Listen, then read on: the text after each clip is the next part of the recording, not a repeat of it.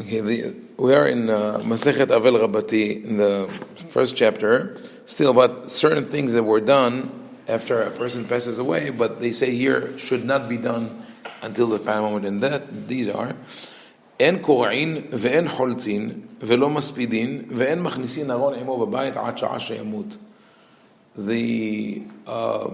Because of the problems, I imagine, in the past of preserving the body, people would try to get the funeral as fast as possible. So some people would bring the coffin into the house before the person passed away. The halakha says don't do that, because that person is going. Sometimes it's life on the thread is about the person's feeling, and it's called shelo le'av'id oto. Right. So they would throw that person into an anxiety attack. No, they had aronot, yes. In Israel, at the time of the Mishnah. Yeah, not today. Today, it's on a gurney but in Israel, at the time of the Mishnah, surprising to many people, the burial was conducted in stone coffins called sarcophagus. And they would open that stone coffin within a year after burial and take out the skeleton and rearrange it in a much smaller coffin, like a box, and then put it in a burial cave in the wall, in a way that some cemeteries do today. So yeah, that was the custom back in the day, because they were realistic about the need to preserve the ground and all that. So they had burial caves, and in the burial caves, they were underground. In the burial caves, there were niches in the wall, like in the post office. And each one contained a box. So sometimes a whole family, generations would have, it's about, a burial cave could hold hundreds of such small coffins. So that was the one cave would serve a family for years and generations. So that's to say what? You see something similar in Sharm el-Sheikh. Right. Okay. What with the Bedouins? You mean? Not the Bedouins, the Christians. The Christians. Okay. My brother in Marseille. That custom is not. We're not doing it anymore. But in Israel, there's a serious problem with burial because there's no space, and they're building layer. It's really, if they would have gone back to the practice of the Mishnah, it would be better for everyone. But with the new, not the new, but the mentality of this is how we do it in the Orthodox world, it's very difficult to change it. Rabbi Shlomo Zalman Auerbach, who was the leader of the Ashkenazi world in terms of halakha, and was considered the Gedol Ador, the leader of the generation. He once issued a ruling about moving bones, ancient bones that were found in archaeological excavations. Based on that practice of the Mishnah, he said there's no problem that once they conduct either archaeological excavations or they were paving a road and they found bones, he said just rebury them, while the ultra-Orthodox were arguing that you must bypass the gravesite and make a grave there. And he said it's impossible. You can't do it because wherever you dig, you're going to find bones. You just go ahead with that. They got so upset that they stoned his car. I mean, we're talking about the greatest, or one of the greatest rabbis in Israel, being stoned by ultra-Orthodox people who think that he doesn't know. Rabbi Auerbach, his car was stoned. Yeah, he was. I'm saying he was one of the leaders of the generation. But the interesting thing is just to see about his personality. After this happened, his supporters put posters all over Yerushalayim saying, we're going to have an assembly tomorrow to protest the way the rabbi was disrespected, etc., etc. So they scheduled like for a week from that time. The Rabbi Auerbach, ordered them to put a poster to cancel the thing, and he put a poster the next day. He says, if you really care about the honor of Torah, sit and learn Torah and make sure that you keep halacha properly and don't disrespect others. He says, I don't need you to go into wars over that. But unfortunately, this is something that happened in Israel. In the Gemara, this Mishnah or halacha is all about the things that you don't do until the last moment. But by that we learn what they used to do. So they used to meshame'in alav. They used to spread the word that someone has died, passed away.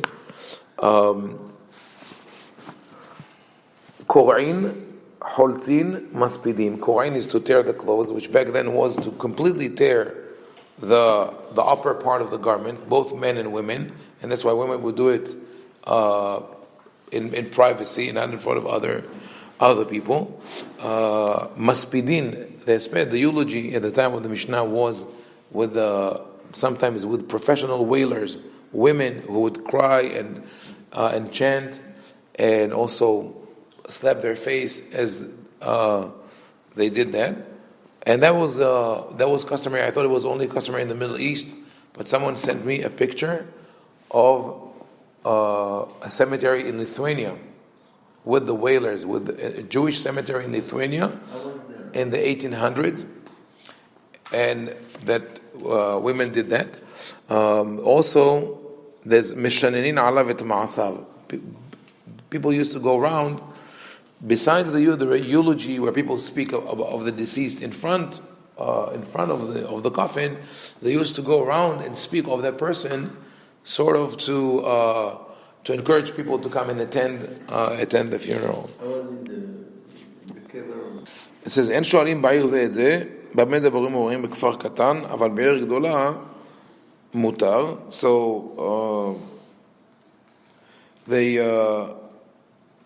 אין שואלים זה את זה is when someone passes away, no one greets other people.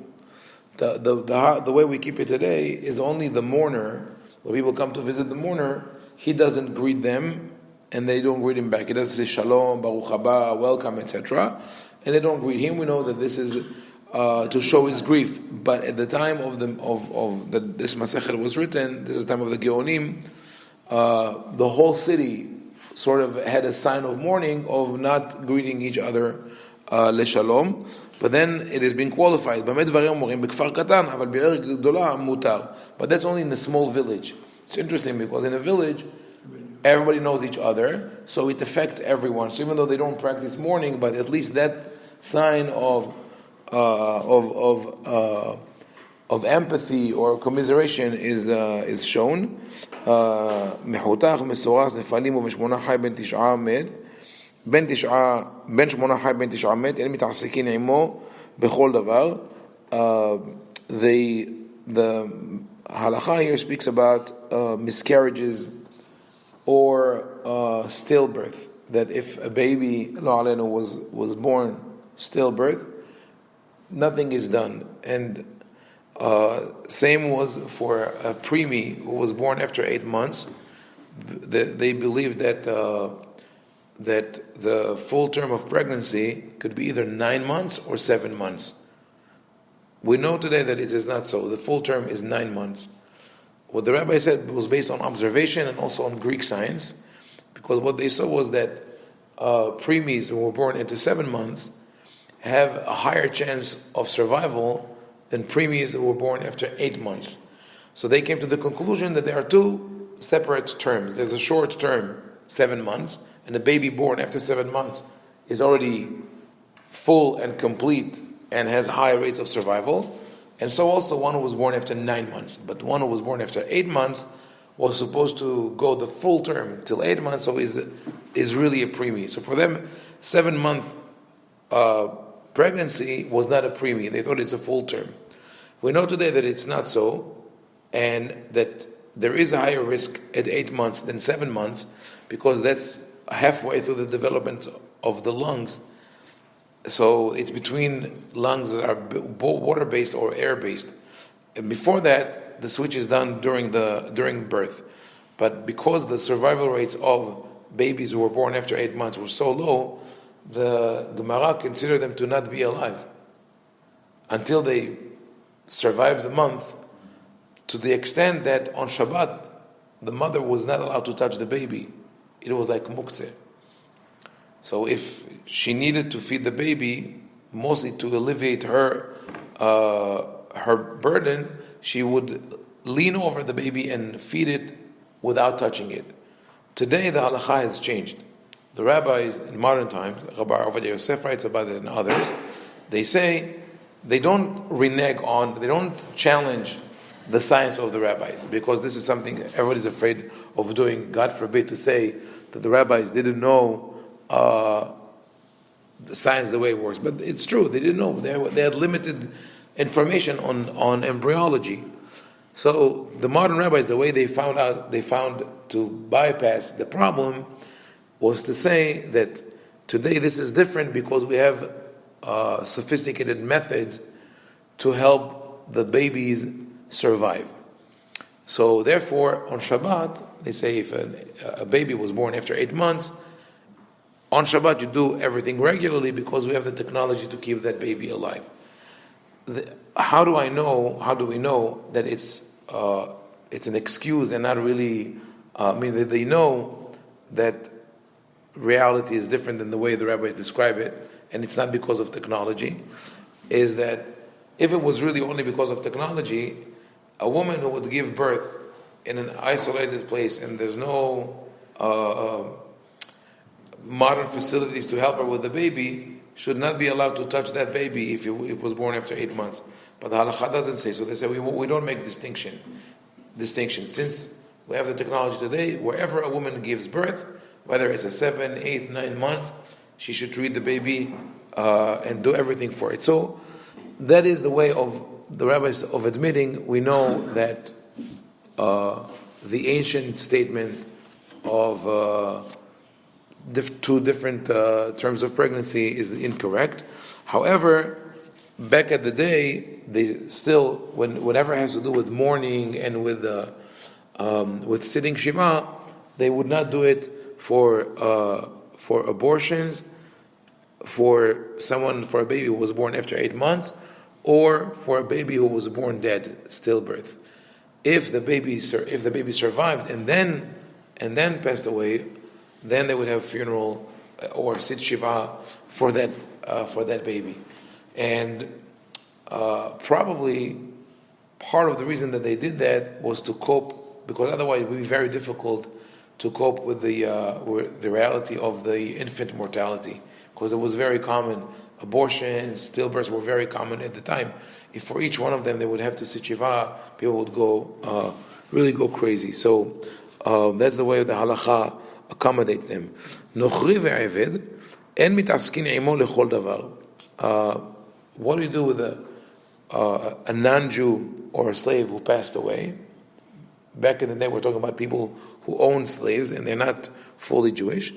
En mitaskin imo lechol davar. You don't take care of the funeral itself unless there's no one else to do it. Aval korin alav hoy ari hoy gibor.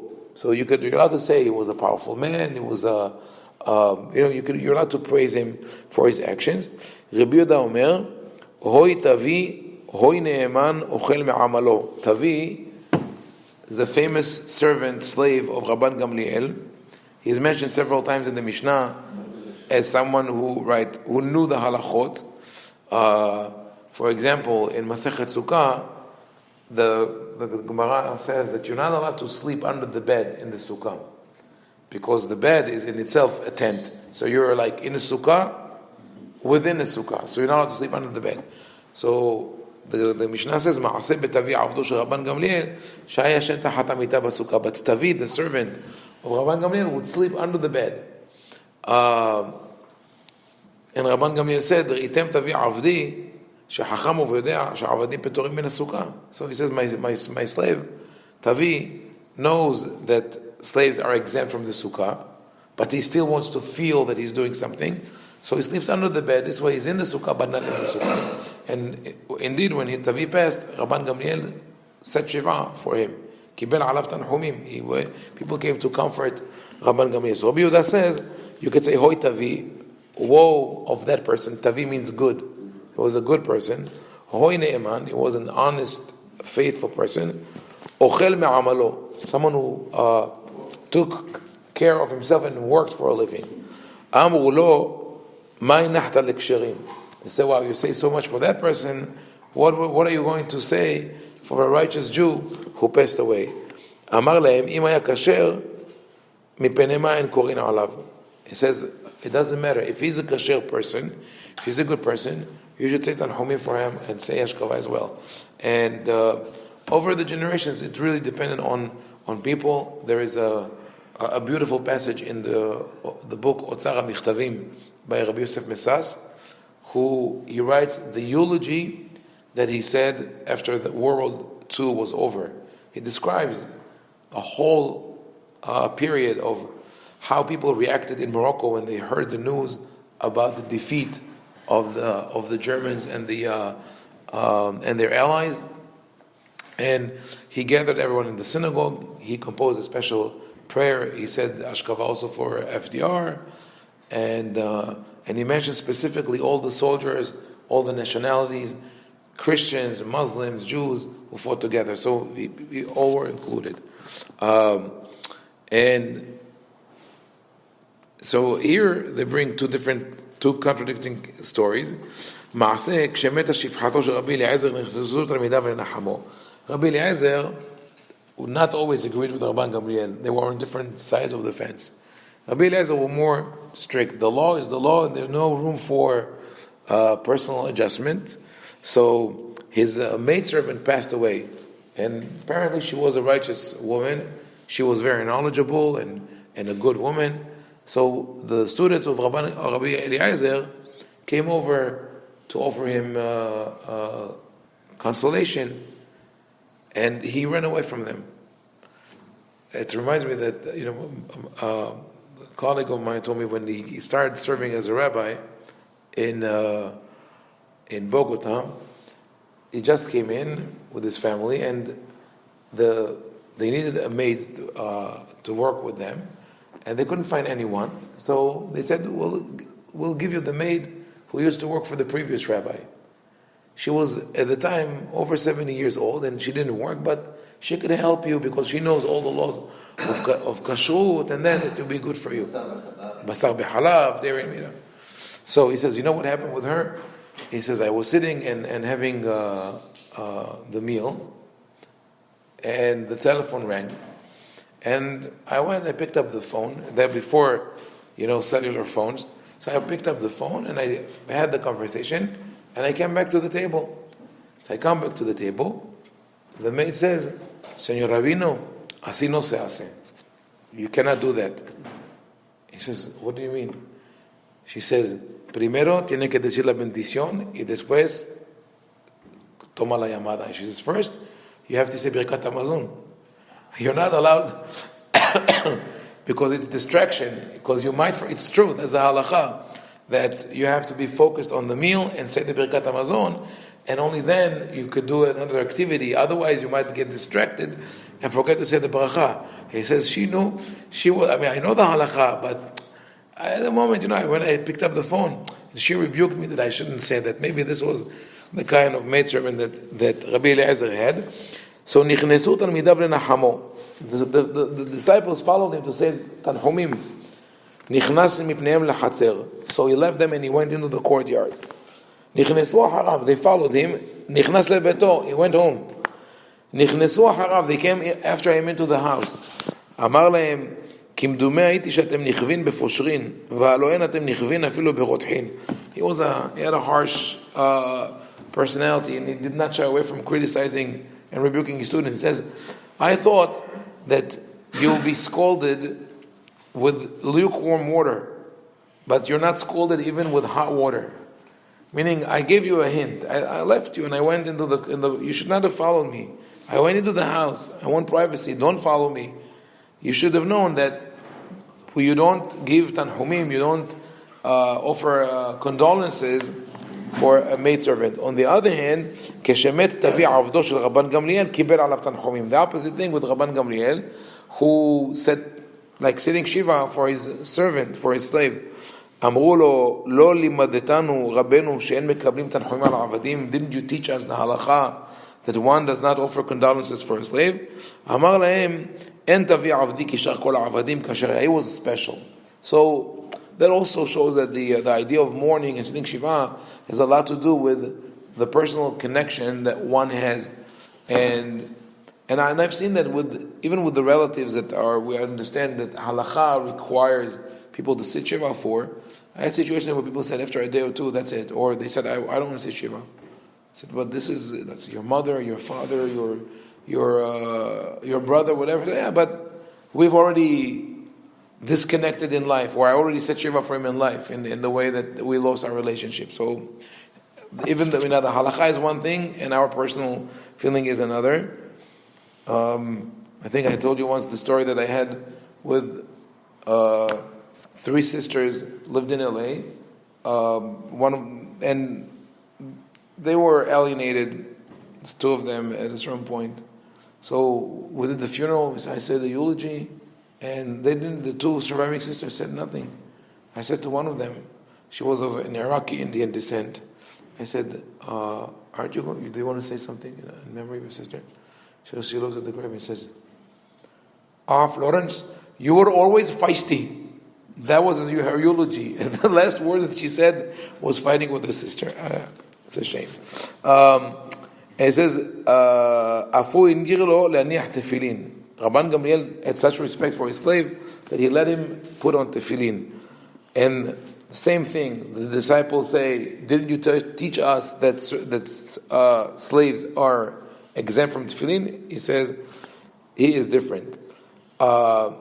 They also say, אין קוראים לעבדים ולשפחות אבא פלוני ואמא פלונית, של בית רבן גמליאל היו קוראים לאבא תבי ולאמא תביתה. So,